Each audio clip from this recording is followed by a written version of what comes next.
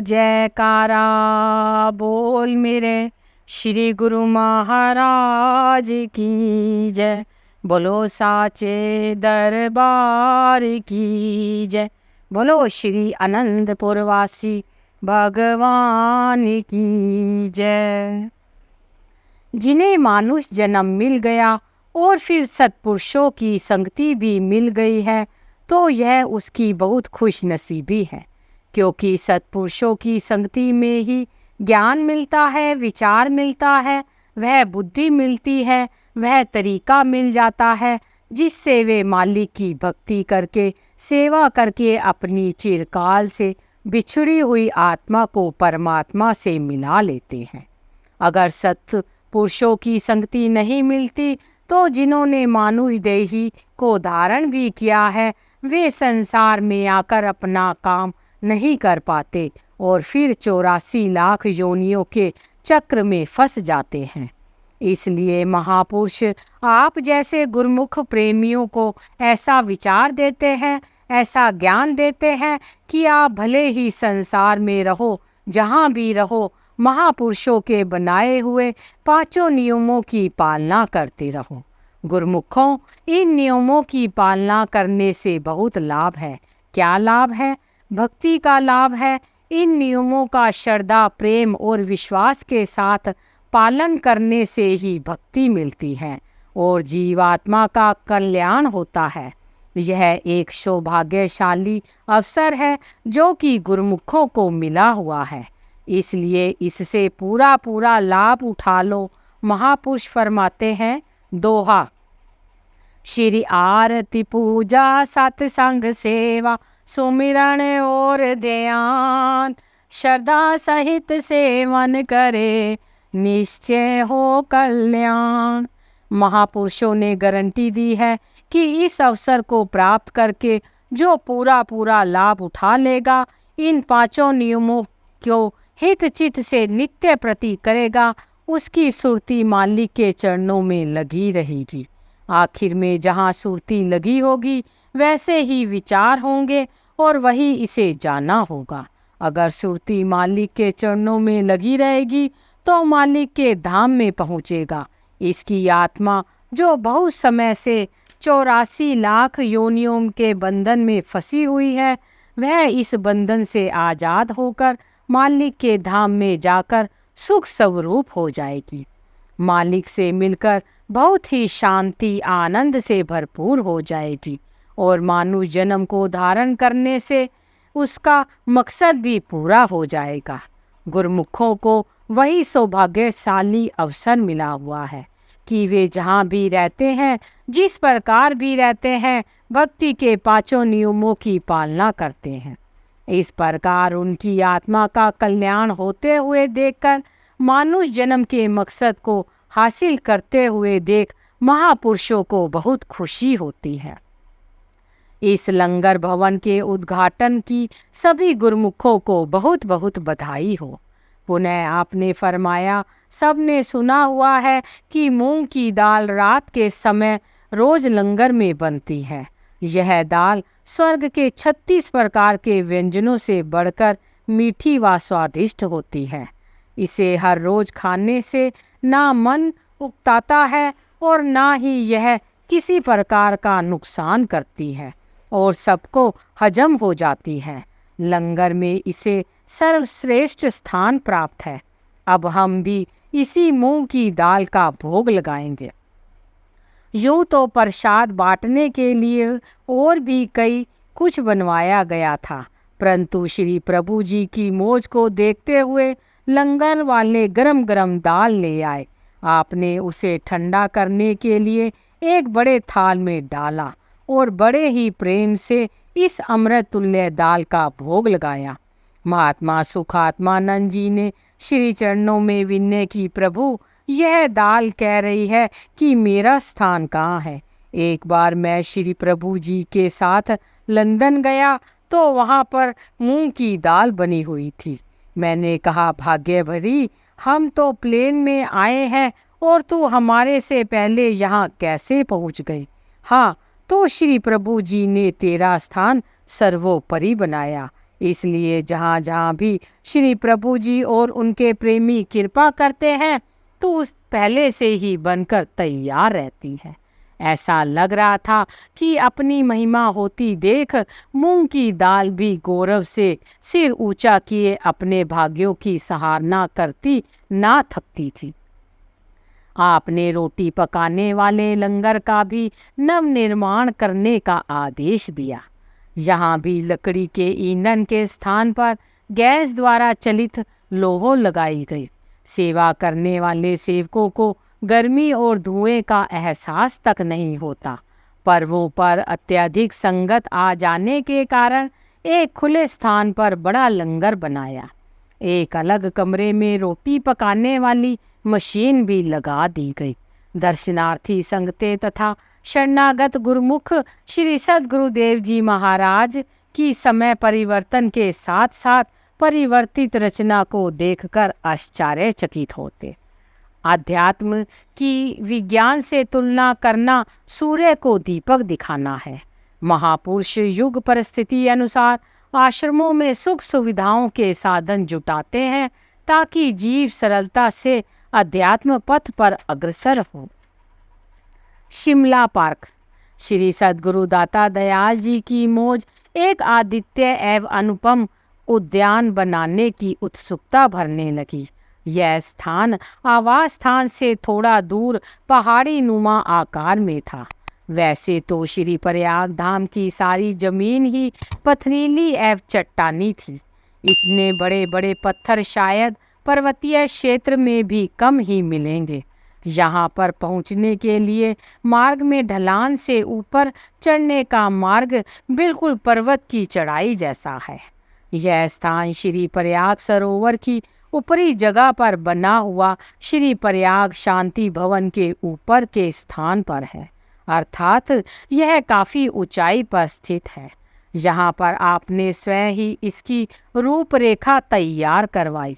एक ओर से पहाड़ी को समतल करवाकर उस पर थोड़े से स्थान पर कमरा बनवाया और शेष स्थान पर उद्यान। यह कार्य उस समय इतना सरल ना था। कुछ सेवक जन श्री आनंदपुर से साथ में आते और कुछ एक श्री प्रयाग धाम में से सेवा के लिए वहां लगाते। आप नित्य प्रतिदिन में 2 बार अवश्य ही इस स्थान पर कृपा फरमाते। सेवकों में सेवा के लिए नया उत्साह भरते। उन्हें श्री भोग प्रसाद खिलाते हुए श्री आनंदपुर एवं श्री प्रयाग धाम की आरंभिक कठिनाइयों का इतिहास सुनाते। भक्ति मार्ग में कठिनाइयाँ कितनी भी आए, परंतु कठिन शब्द महापुरुषों के शब्दकोश में नहीं है। निष्काम भावना से की गई सेवा हृदय में सरलता एवं आनंद के सागर में डुबकियाँ लगवाती है। यही कारण है कि सेवक सेवा करते हुए थकते नहीं, अपितु सेवा की मांग में लगे रहते हैं। इसी सेवा की बदौलत महापुरुषों की चरण रज को पाकर भूमि की पुकार पूरी होती है और सेवकों को अति प्रसन्नता होती है। सेवक दिन रात प्रभु प्रसन्नता को पाकर भक्ति पथ पर आगे बढ़ते रहते हैं। आपने कमरे में एक और का लंबे चौड़े स्थान पर सुंदर उद्यान की रूपरेखा बनाई। इसमें देश विदेश से लाए हुए सुंदर फूलों की कई क्यारियां और हर फूल पर उसका नाम अपनी ही शोभा निखा रहे थे। अभी इसका निर्माण आरंभ ही हुआ था, परंतु पौधे झूमते हुए मानो संदेश सुना रहे थे कि हम भी संजीव हैं। नन्हे नन्हे पौधे सेवकों के संग भ्रमण करते हुए श्री प्रभु जी के दर्शन पाकर हर्षा रहे थे कि शीघ्र ही इन्हें डालियों पर भी फूल खिलेंगे, कलियां मुस्कुराएंगी। श्री कर कमलों का स्पर्श पाकर हमें भी नव जीवन मिल जाएगा। सच ही तो है कि पुरातन इतिहास और प्रेमी भक्तों की कथाएं केवल कोरी कल्पना ही नहीं, सचमुच ही भगवान जड़ चेतन चर अचर सब पर कृपा दृष्टि रखते हैं, किसी ना किसी रूप में उनके उद्धार का हेतु बनाते हैं। उनकी जन्म योनियों का चक्र इसी प्रकार स्वतः ही कट जाता है। कुछ समय पश्चात जब इन पौधों पर पुष्पों ने अपनी मूक जुबान से प्रभु प्रसन्नता के गीत सुनाए, आपने भाग्यों पर इठलाए, तो श्री प्रभु जी ने इन्हें निहारते हुए मंद मंद मुस्कुराने लगे। महाप्रभु महापुरुष प्रकृति के सौंदर्य के कण कण में एक अनूठा रहस्य पाते हैं। उस रहस्य का उद्घाटन किसी न किसी रूप में श्री वचनों से दर्शाते हैं। यह एक प्रसंग है कि सद्गुरु को कौन सा सेवक अति प्रिय है और कौन उनकी प्रसन्नता को प्राप्त कर सकता है। महाप्रभु जी ने श्री प्रयाग धाम में शिमला पार्क में साय समय सैर कर रहे थे। सुवासित पुष्प आपके कर कमलों का स्पर्श पाने के लिए उत्सुकता से झूम झूम कर लहरा रहे थे। आप भी मौज में आकर उन पुष्पों की क्यारियों से निकलते हुए पुष्पों का स्पर्श करते जा रहे थे। श्री मंदिर में भेंट करने के लिए इनके गुलदस्ते बनवाए। आधा घंटा व्यतीत हुआ तो एक स्थान पर खड़े होकर आपने साथ में आए हुए महात्मा जी को बुलाकर कहा, महात्मा जी, जैसे इन फूलों के उद्यान में सुगंधित वायु मस्तिष्क को तरोताजा कर देती है तथा प्रसन्नता अनुभव होती है, ऐसे ही वे सेवक जो गुरु भक्ति पथ पर दृढ़ पग से चलते हैं, जब वे हमारे समीप आते हैं तो हमारे अंतर मानस में प्रसन्नता छलकती है। जो सेवक भक्ति के सुवासित और महकते हुए पुष्पों के उद्यान की न्यायी है। महात्मा जी ने विनय की, प्रभु, जैसे इस बाग में आपने श्री कर कमलों के स्पर्श द्वारा इन पुष्पों को हार्दिक स्नेह से दुलार कर रहे हैं, ऐसे ही अन्य सेवक आपकी समीपता पाकर अत्यंत हर्षित होते हैं। यही है सेवक का सद्गुरु के साथ हार्दिक स्नेह और प्रेम की परम प्रकष्ठा। शिमला पार्क के चारों ओर बनी हुई पुष्पों की क्यारियों के मध्य में मखमली हरी घास की चादर बिछी हुई थी। उस पर विशेष अक्षरों की कटिंग हुई थी। उस पर प्रातः समय ओस के कण मोतियों के समान चमकते थे। नंगे पांव इस पर चलना मानो शरीर के सब रोगों को दूर करने की औषधि थी। यहाँ पर स्वयं भी नित्य प्रति दोनों समय आप कृपा फरमाते और कभी कभी सभी प्रेमी गुरुमुखों को यहाँ बुलाकर श्री वचन एवं ध्यान सुमिरन से भक्ति पथ में आत्मोन्नति करने का सरल पथ दर्शाते। कभी 1 घंटा अथवा आधा घंटा भजन करवाते और कभी सेवा की अमूल्य निधि बख्श सरसाते। इसी प्रकार इतना सा स्थान बनने में 2 वर्ष बीत गए। विदेश से आने वाली संगतें यहाँ पर आकर भ्रमण करती तो सहसा ही कह उठती कि श्री आनंदपुरवासी भगवान की महिमा बेमिसाल है, अवर्णनीय है। इन फूलों की सुगंधी में नाम के उच्चारण की ध्वनि सुनाई देती है। मस्तिष्क में अद्भुत मस्ती एवं ताजगी भरती है। दिल चाहता है कि यहीं पर बैठकर ध्यान सुमिरन करते रहें। श्री गुरु महाराज जी ने प्रेमी गुरुमुखों के सम्मुख यहाँ पर फरमाया, यह शिमला पार्क है। एक शिमला पहाड़ी श्री सद्गुरुदेव जी महाराज श्री तृतीय पातशाही जी ने श्री आनंदपुर में निर्मित कर संगतों के लिए दर्शनीय स्थल बनाया। उन्हीं ही की श्री मौज और दुर्दरगाही नक्शे आज इस धरा पर प्रकट किए जा रहे हैं। हर स्थान पर महापुरुषों की याद एवं उपकार कण कण में समाये हुए हैं। यह श्री प्रयाग धाम में शिमला पार्क भी एक दर्शनीय स्थल बनकर अद्वितीय एवं अनूठी बहार बनकर हर्षाता रहेगा। इस पहाड़ी नुमा स्थान को ढलान के रूप में क्यारियों का रूप देते हुए इसका विस्तार करते हुए काफ़ी समय लग गया। बीच बीच में पक्की सड़कें बनवाई, अलग अलग प्लाट बनाकर उनमें पौधों को विभिन्न आकार देकर सुसज्जित किया गया। मध्य में फुआरे शीतलता की फुहार बरसाते हैं।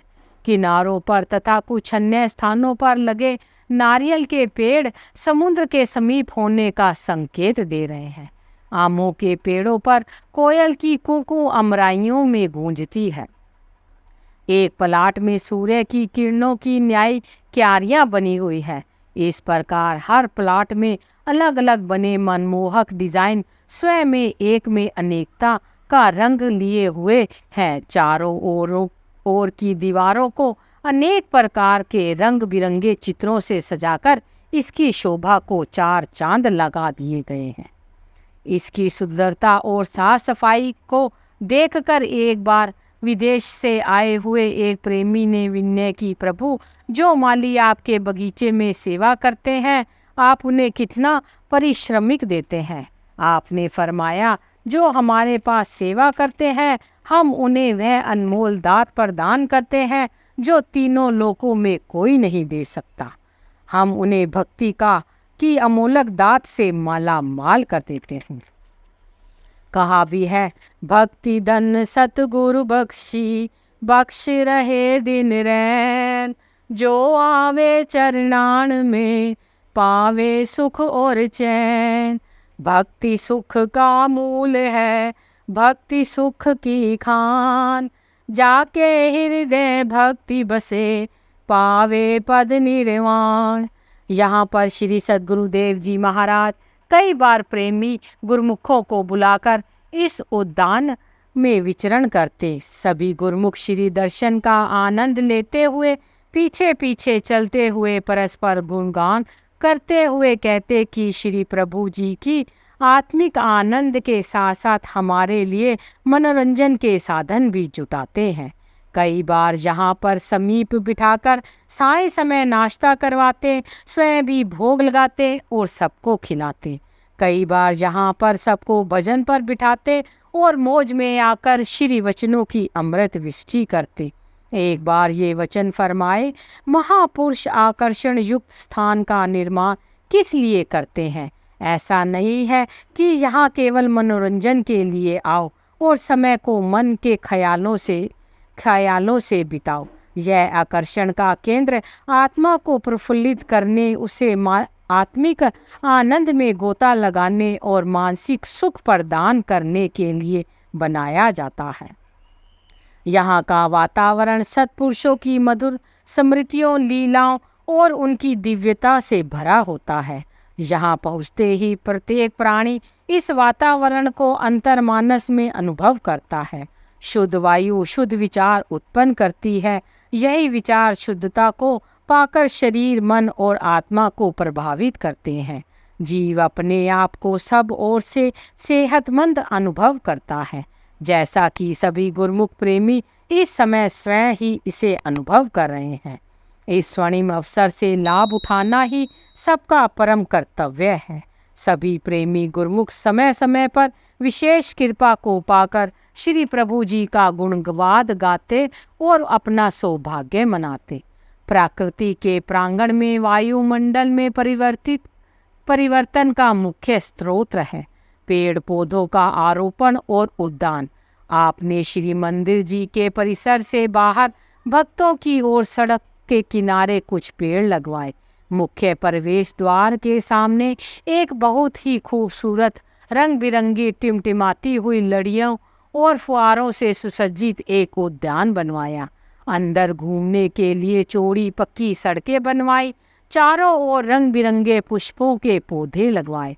शरणागत निवासी तथा दर्शनार्थी संगत श्री मंदिर में जाते और आते समय इस उद्यान में प्रवेश कर सौंदर्य को निहारते और अनायासी कह उठते कि श्री सद्गुरु दाता दयाल जी की रचना निराली छटा लिए हुए हैं।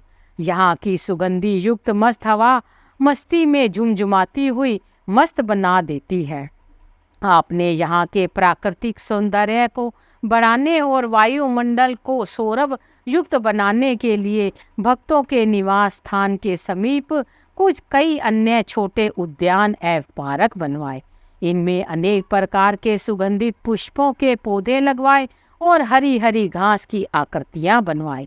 श्री प्रयाग धाम के मुख्य गेट के सामने बना आनंद पार्क भी अपनी अनूठी शोभा लिए हुए गुरुमुखों और दर्शनार्थियों को अपनी ओर आकर्षित करता है। मंत्रमुग्ध इन सब उद्यानों की सुंदरता अन्यास ही सुरती को एकाग्र करती है। महापुरुषों द्वारा रचित इन मनोरम रचनाओं का अवलोकन कर गुरुमुख जन दिव्यानंद की मस्ती में झूमते हैं। यही है महापुरुषों के अन्य प्यार और करुणा में अवतार। बोलो जयकारा बोल मेरे श्री गुरु महाराज की जय।